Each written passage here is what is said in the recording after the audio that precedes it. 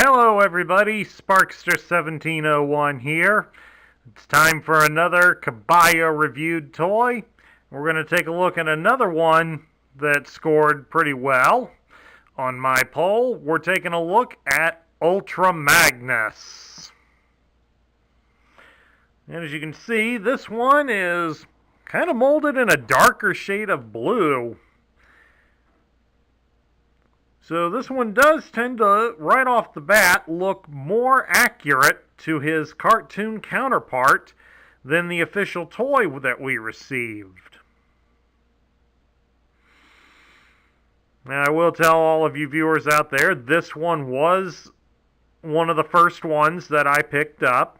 I picked this up at a defunct anime con called Sugoi-Con a number of years ago,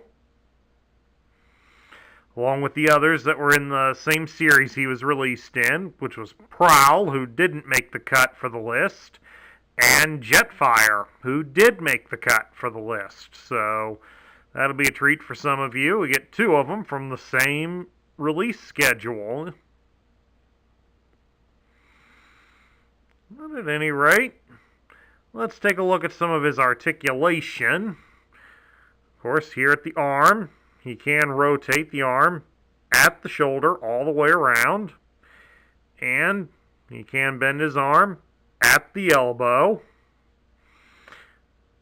just like the original toy. But unlike the original toy, you can also bend his legs at the hips, about so far. So right away, you've got one major change over from the original toy. Well, technically two when you count the color, but let's bring in the original toy. As you can see, size-wise, there is no comparison on this here.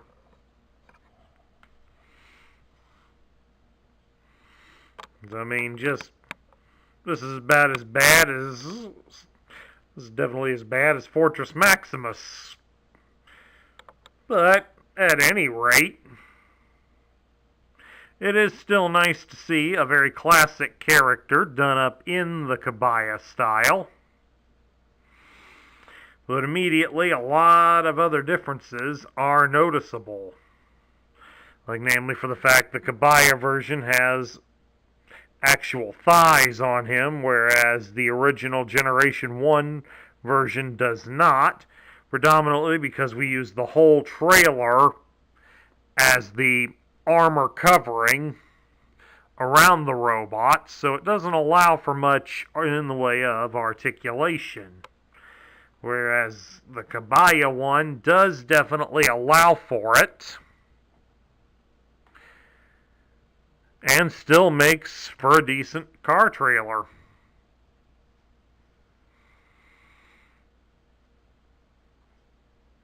The only thing that I'd be more worried about is how well the joints on this smaller one would hold up on rotations. The shoulders are removable and the elbows can pop out on you, whereas on the larger toy, it's easy to knock the parts off given the age of this toy, but you got some stiffness in the arms at the elbow, and you definitely, when you rotate the shoulders, we got some ratcheting, so you get something out of the big one that's missing from the small one. But again, that's also for your own personal preference. Now, how do we go about transforming this version of Ultra Magnus? Well, he's actually a little more simple and more complicated than the larger toy, given the fact that, unlike the larger toy, this one is all in one solid piece. So, it will require a little bit of work. First step, of course, is to remove him of his guns. The next, you are going to take his arms, you're going to pull the arm off entirely. And of course, when you got the arm off, you're going to straighten him out at the elbow, but you're also going to remove the piece at the shoulder here. Then you're going to slide it up near the top and reinsert it. What you see here along the side of his arms, you got two holes in here. The bottom one is for the robot. The top one is for the car carrier. So you would reattach the shoulder piece up at the top. Then you're going to reinsert the arm, but here at the back hole. And of course, we'll have it stick straight out the backside here. Do the same thing here with the other arm. That is, if we can pull it off in the right direction.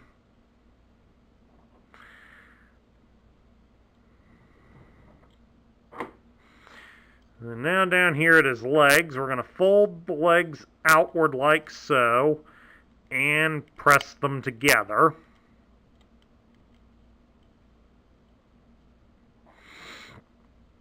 Then we're going to do something totally unique to him. We're going to take his gun here, and we're going to insert the handle of the gun into this square hole on his chest shield. Then we take the arms, we pop the segment out of his backside, and fold it up. Start moving the arms down and connecting them together. And then just bring them down level as best you can. And now here on the back, you're left with the cab. You just fold that out and over the head. And then for one last detail, you take the rocket launchers and insert them into the holes just above the truck cab. And then there you have it. You have him in car carrier mode.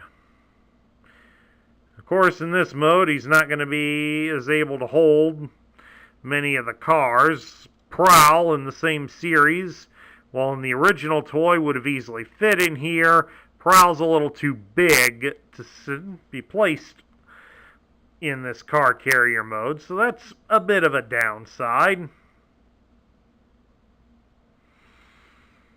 And of course, the whole cab here, everything on it is a sticker. So you do a lot of sticker work putting all this on there. It's a pain. There's also the chance it'll get damaged, but it also means less likely of sun fading to a degree. Don't hold me to that. The Autobot symbol on the top here, that's a nice homage to the rub sign from the original toy. And unfortunately, as another bad thing against him is that he does not have any real wheels underneath him. All these are stickers.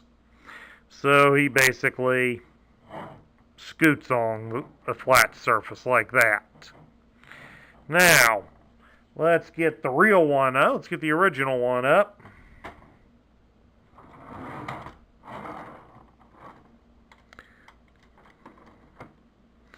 And immediately, the comparisons are easily noticeable. I mean, yeah, you at least also have the option of bringing down the ramp. And you can lower this down to a degree. You can lower it down, and it will serve as a ramp to get cars up to the top side.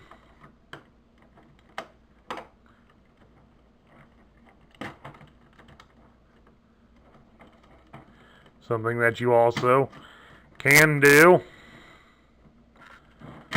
on the big toy, just like that. Of course, what also helps the large toy is you do have real rolling wheels, so you will roll over the table. And since the cab is a separate piece, you can also turn just as easily, whereas this one, being a solid piece, It lacks that ability. That's a shame. Moving right along now, we'll take a look at the box that he came in. This would be the front of the box, highlighting Ultra Magnus. Of course, here on the one side, you'd see the others in the series. You know, we got Ultra Magnus, and it shows here alternate positioning of the missile launchers. You can attach them to the side, but of course, it does have the holes in it, so you can plug them in at the front. And of course, you've got Prowl here at the bottom, and of course, Jetfire on the side. And a little bit of a bio here on Ultra Magnus. I would read it to you, folks, but I can't read Japanese. As my Japanese friend would tell me, you poor soul. She's funny, isn't she? Anyway, here on the back side of the box, you have the instructions on how to build and apply the decals as you build.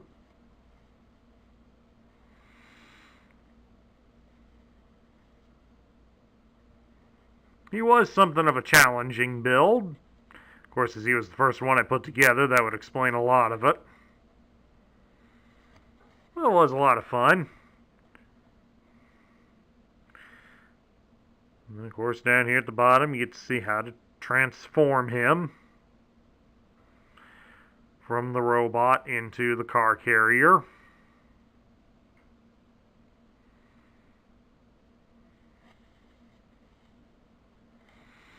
And of course, down here they show putting the launchers in the side, but they also have a little illustration to show mounting them on the front. So, they did cover it, folks. Now we get down to my thoughts for this version of Ultra Magnus. What do I think of it? I think it's a pretty decent representation of the animated form of Ultra Magnus. And I know there are going to be some fans out there that they would prefer a version that was more accurate to the cartoon. Well, there you go. There is one. It isn't, of course, without its faults. It does, it does hold together. This version does hold together a bit better than many of the others that I have obtained and played with. There is still the worry that it will wear itself out over time. And of course, while I was transforming him, one of the smokestacks did come out, land on the carpet. Thank God this is a green carpet. Made it easy to spot that piece, but I'd hate to think what would have happened if I didn't notice. The vacuum cleaner would have been fed well, provided I didn't step on it later today. But at any rate, some of the other faults of it, like it's a little too small to handle any other comparable Autobot vehicles. I mean, he can carry Wind Charger and Power Glide from Fortress Maximus, and that's about it. I mean, unless you get some of the world's smallest Transformer toys, you could probably carry them on him just as easily, but it does seem a little bit of a downer that he doesn't have that going with him. But I do like the articulation on him a little bit, since he does have some more than the original toy, so that is a bonus in his favor. The vehicle mode, it's okay. It kind of shows the obviousness of it. A little bit of cost cutting and corner cutting to make it work the way it does, but still, it's not one to totally dismiss. If you kind of like and want a version that's more accurate to the cartoon version, this is one way to go for it. So, all in all, I'm still going to put him as a middle tier toy. I mean, certainly a lot of people are going to pass him up due to the various faults that I've pointed out, but there isn't enough in there to hate him totally to put him down on the bottom tier. I mean, a few of the features that I've mentioned before, yes, they are annoying, they are inaccurate, but I think they're livable with. If you're looking for something that's close to the animated form of Ultra Magnus. This is as close as you're going to get without having to customize one of the large full-size toys. And that concludes my review of the Kabaya version of Ultra Magnus. If you liked the video, please remember, leave a thumbs up here on YouTube. Don't forget as well, hit that subscribe button down below and join up within our ranks. Please also consider sharing your thoughts and opinions of this version of Ultra Magnus in the comments section down below. This is Sparks to 1701 saying I will catch you all later.